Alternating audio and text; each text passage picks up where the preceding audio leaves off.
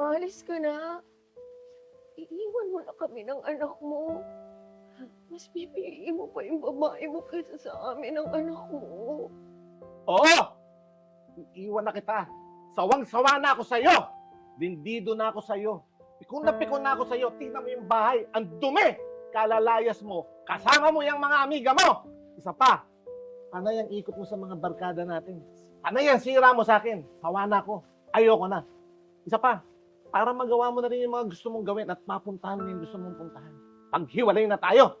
Mama, Papa, ano pong nangyari? Bakit po kayo nag-aaway? Tsaka Papa, saan ka pong pupunta? Oo, anak. Aalis na si Papa.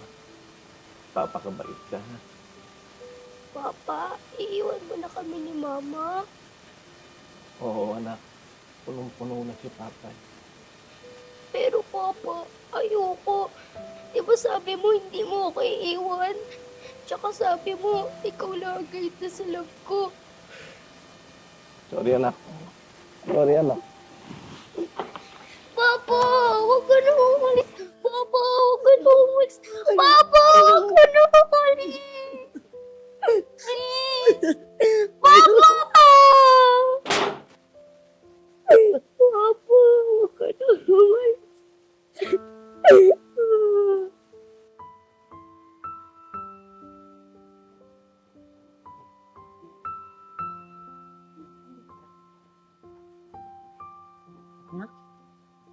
Tara na.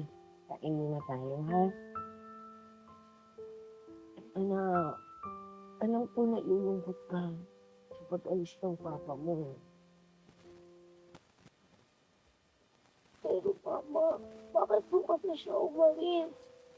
Bakit niyo po tayo iniwan? Saan po siya pupunta? Babalik pa po siya? Hindi ko alam. Hindi ko alam kung babalik pa siya sa atin. Pero Papa, nagsabi ka at sabi ni Papa, hindi ka daw tayo iiwan. Alam mo, anak, wag na wag ka maniniwala sa mga pangako. Kasi ayun, masasaktan ka. Maraming tao, they make promises, but they never keep it. Huh?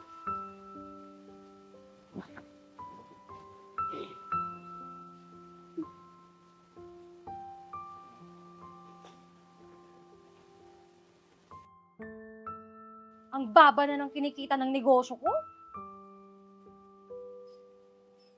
Oh, mahal. Ba't parang mainit yata ulo mo?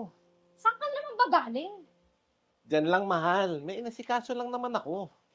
Alam mo, napakawala akong kwenta talaga.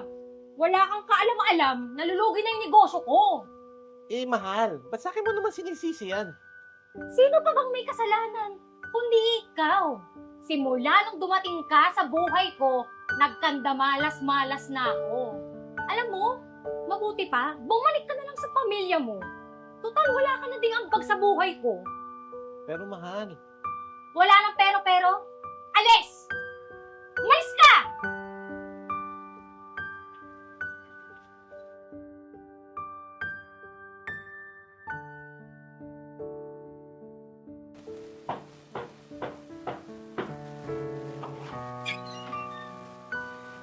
Papa? Kaya anak. Dalaga ka na, anak. Pa? Bakit mo kami iniwan? Bakit hindi kami yung pinili mo? Di ba mahal mo rin kami? I kept on depending to everyone. Even to myself. Na hindi masamang tao yung papa ko. Yet kung pinapaniwala yung sarili ko. Kasi nag-promise ka sa akin, di ba? Pero gago ka pa eh. Ang selfish mo. Alam mo ba? Natatakot ako. Na baka may kulang din sa akin. Na baka someday, iwan din ako. Kasi nagawa mo eh. Nagawa ng greatest love ko. You're my greatest love. but also you're my greatest pain, Papa. Oh, anak, nakita mo ba to? Ito yung hiningi mo kay Papa. So, binili ko na sa'yo. Birthday mo kasi. Happy birthday! Wow, Papa. Thank you po. Ang ganda po nito. Papa, alam mo ba, si Mama, pinila niya ako ng sombrero. Ito yung sombrero, Papa, oh. Di ba? Ang ganda. Ganda. Tapos, pagkabigay niya sa akin nitong sombrero, sabi niya, ako daw ang greatest love niya.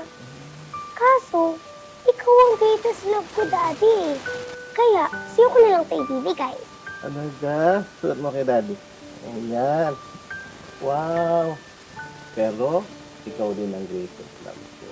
Kaya, promise ko sa'yo, hindi ko kayo iiwan ng mami mo. Promise? Promise! Anak? Sino yan?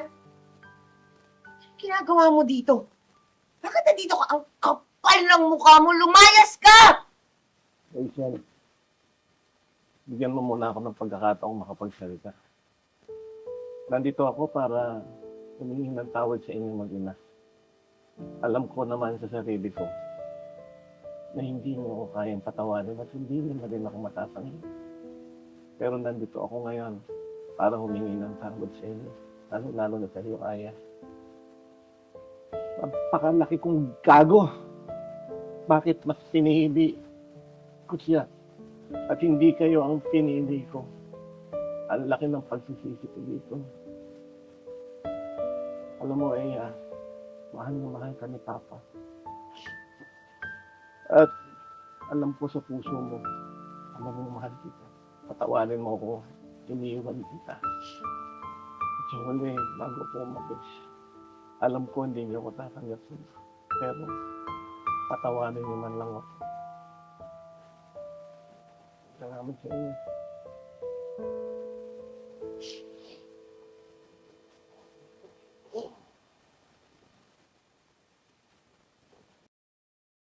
Anak, dito ka na pala nagtatrabaho.